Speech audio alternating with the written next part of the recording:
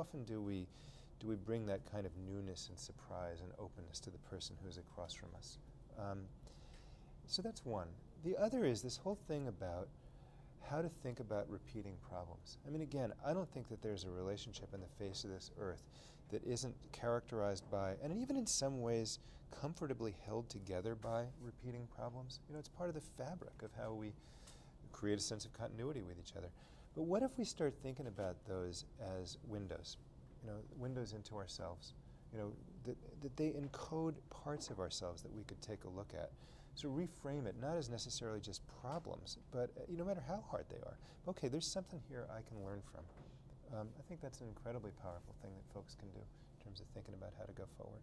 You also talk in the book about the role of forgiveness and about humility. Yeah.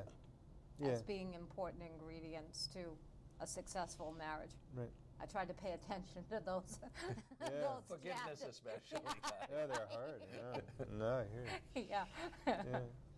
Yeah, they're hard. I mean, I think, you know, in a way, each one of these 8 resolutions that I've thrown in the book, they're meant to encode something that's a little deeper, and forgiveness is a great example. You know, look, I mean, on the surface of it, just being able to be forgiving in a kind of daily way is an important, useful thing to help folks get along.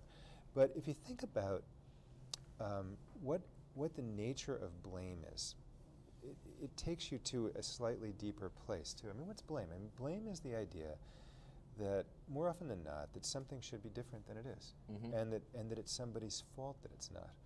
And how much is that attitude a product of this world we live in too? You know, a kind of non-acceptance of what is, and replacing that with a sense that we have an entitlement or a right to have things different. So if you think about what it means to make a kind of commitment to forgiveness, it's not just a commitment to kindness, it's also a commitment to having a more realistic sense of what is, and living in that place rather than this more illusory sense of entitlement that things should be other than what they are. I mean, no one promised us perfect lives. No one promised us lives that aren't without pain and hardship and difficulty. If we had that, we'd never grow and life wouldn't be very interesting anyway. This excerpt is brought to you by the Massachusetts School of Law, the leader of reform in legal education and a leader in multimedia education for the public. To view the full interview and for a full listing of MSL's programs, log on to mslaw.edu.